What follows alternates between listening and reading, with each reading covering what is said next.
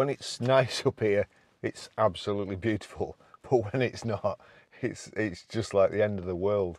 It's wild, blowing a gale, it's foggy, raining. Anyway, so that's the keys. You get one remote, and you get just a key that will start and access through the door locks. Let's just start it up and get the heater on, get it defrosted. It's a 1 litre VVT expression. It's a 5-door, although you'd never think so. The back doors are quite well concealed. 2014 on a 64 plate. Has done 58,366 miles. Was last serviced on the 29th of the 7th 2021, and we've just had it MOT'd too. Fuel economy: urban 56.5 miles per gallon, extra urban 78.5 miles per gallon, and combined is 68.9 miles per gallon. They've not bothered publishing the 0 to 60 time, so that tells you a story. Top speed 99 miles per hour out of a 3-cylinder 67 brake horsepower 12 valve engine. So the service history, and nice to see this this has an actual service book that's been stamped. If we can just find it, here we go.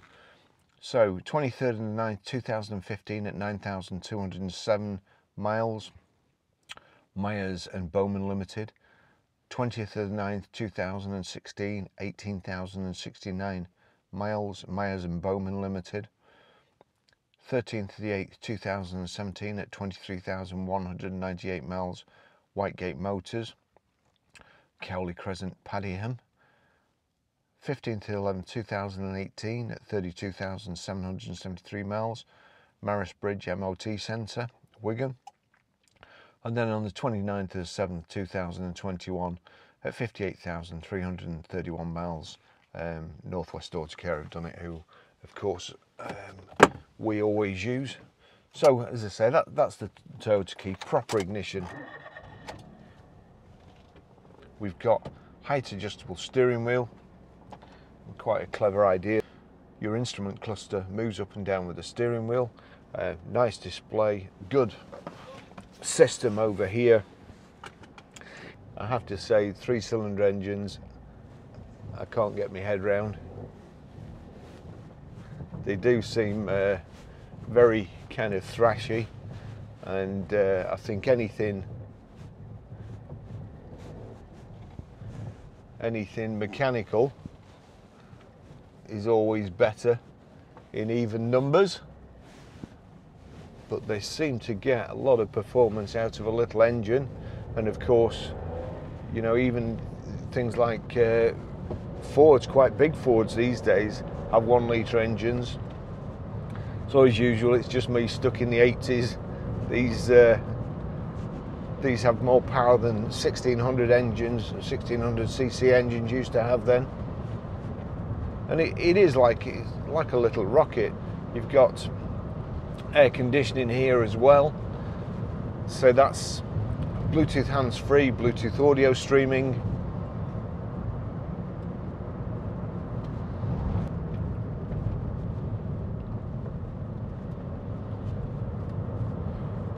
So as I say, not too nice up here. We have got, there we go, electric door mirrors. Just push that over to the right, and that one works. Over to the left, that works nicely too.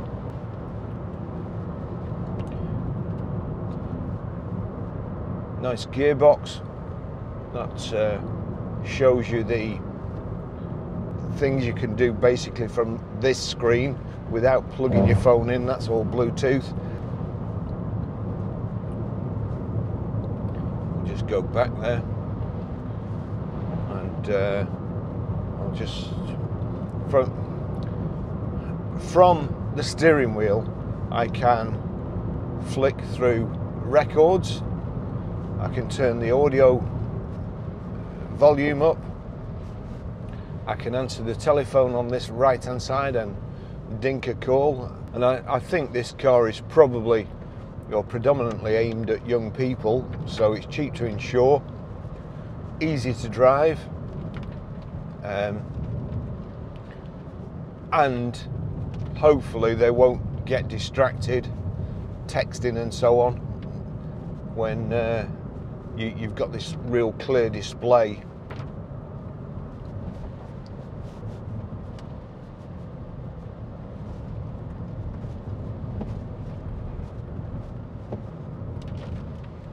So the weather's a bit horrible, but it's finished in white. It's got these lovely grey and imitation leather sport seats in the front. And a few weeks ago we were asked to look out for a small car for a customer's daughter, and to be fair, this is the first model that came to my mind, a little Toyota. You know, stuff like Yaris and AYGOs and so on, they just go on forever.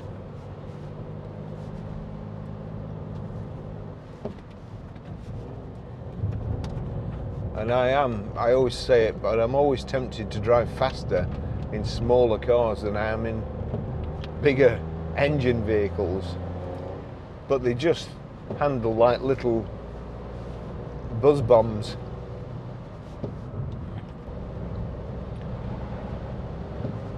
I'll go through the country as well, but I think probably, whereas you know a 2 litre, 3 litre car that we normally sell would be good on the motorway, I think I'll take this on the motorway because it's a horrid day. And obviously, if you're buying it for your son or daughter, you'll want to make sure that when they're off out partying, they're safe on the motorway. So you'll know what it drives like. You have got down here, if you click the ending, that switches it on, and then set. It's not a cruise control, it's a speed limiter. So I've got my foot flat to the floor here, and we're not going any faster. And that's not just because it's only a 1 litre engine. The speed limiter won't allow me to. So we'll just knock that off. Nice clear display. Got the rev counter, the kind of bar rev counter, not analog, and speedo in the center, and then in the center of the speedo you've got your mileometer, outside temperature gauge,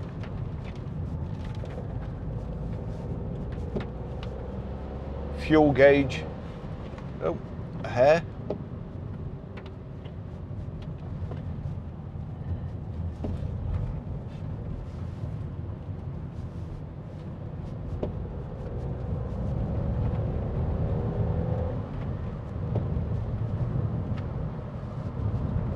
and on the right hand side there it tells you when to change gear.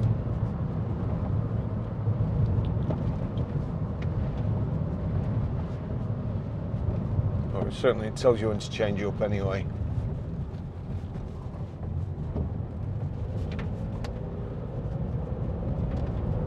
So I'm going to go this way today. I'm not going to go through the hills.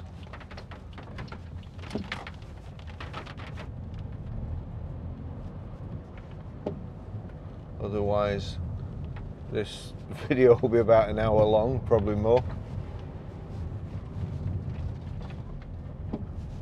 The good thing about today is there's no cyclists about, so you can have a nice drive through the country without expecting to meet a group of cyclists on the wrong side of the road coming the other way.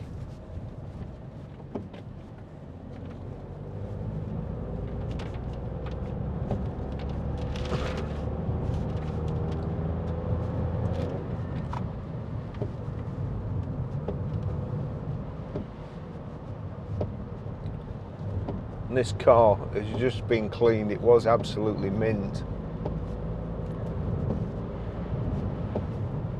And it's bad enough with stuff on the road in the country when it's dry.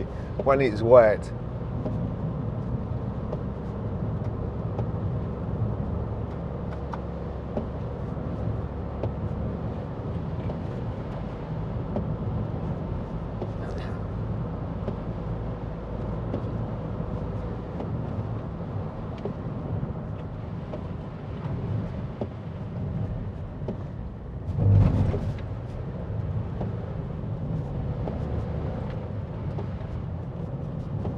Rangers. Great job that must be.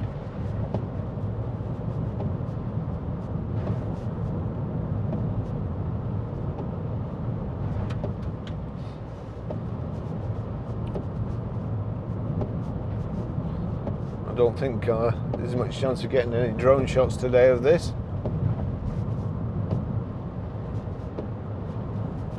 So we've got electric windows here as well. It's a little 5-door. I mean, it's remarkable, really, that they can fit another 2 doors at the back there, but they do. I was putting my camera stuff in the back, and the boot's quite tiny in this, and there wasn't enough room for all my stuff. So I came around the front here and trying to get this seat to fold forward so I could put my camera stuff in the back. Then I realised it's a 5-door. Just opened the door and chucked it in. Marvellous. Very, very handy. Great town car. Little run around.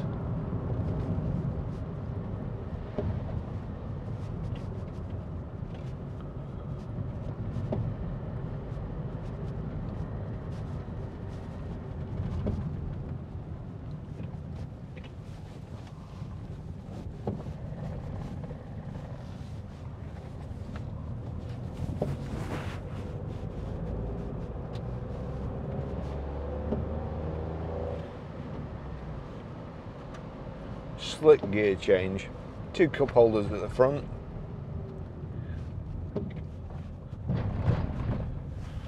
another one there, and 2 kind of can stroke flask holders in the door pockets, and enough room for all your Mars bars and stuff.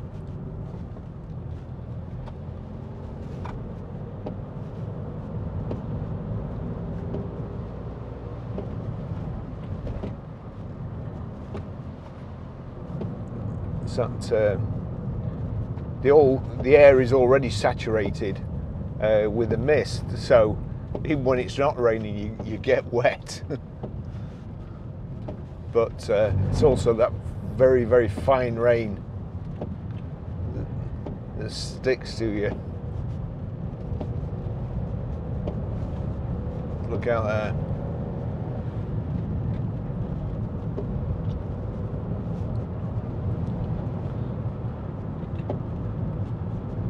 Actually, I will stop and show you how to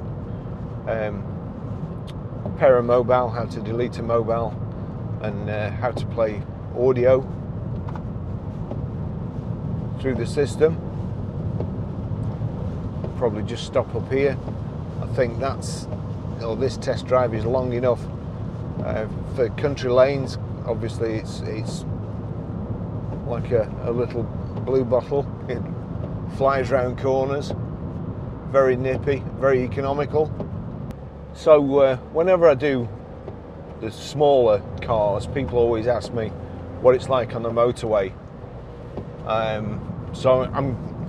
It's a horrid day today, the worst conditions for driving on a motorway, but we'll go down in this. As I say, it's probably going to be for a second car. Somebody who's just passed the test. That's what they usually go for, and at least you'll know.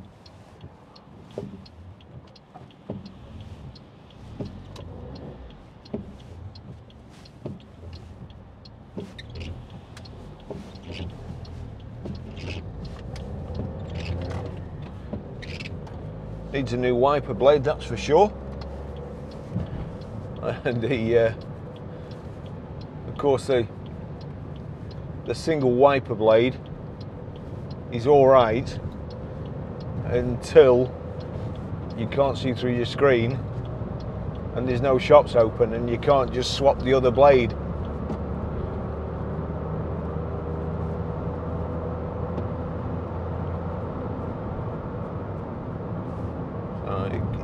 The screen could just be a bit greasy, but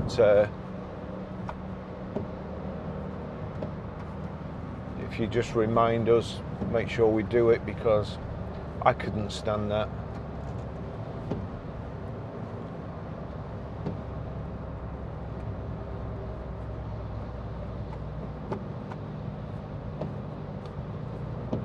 Lots of spray on the motorway today.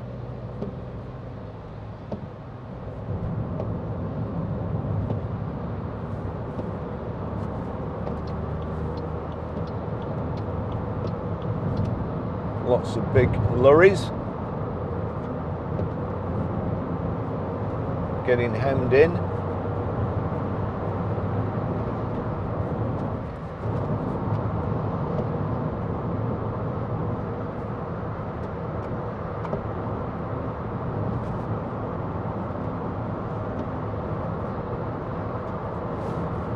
I'm going to get out before this other lorry hems me in at the back here. So, I mean, that's 70 mile an hour in fourth gear. 70 mile an hour in fifth gear. I'll just set the speed limiter there.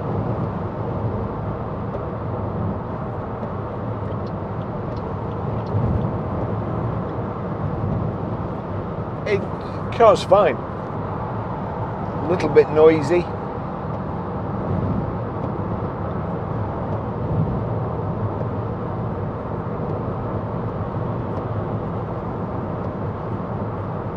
Wiper seems to be working okay now, not squeaking. Nice and comfortable. Seats are good. No vibrations, no wheel wobbles, no noises, no rattles. So I'd say all pretty good, to be fair.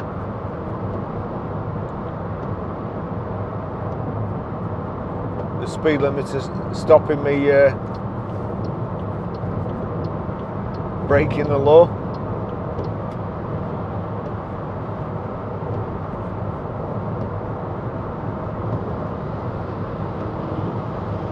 Nice dash, good clear display.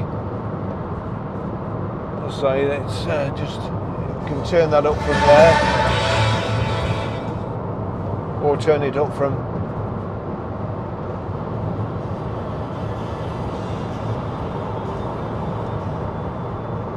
the steering wheel.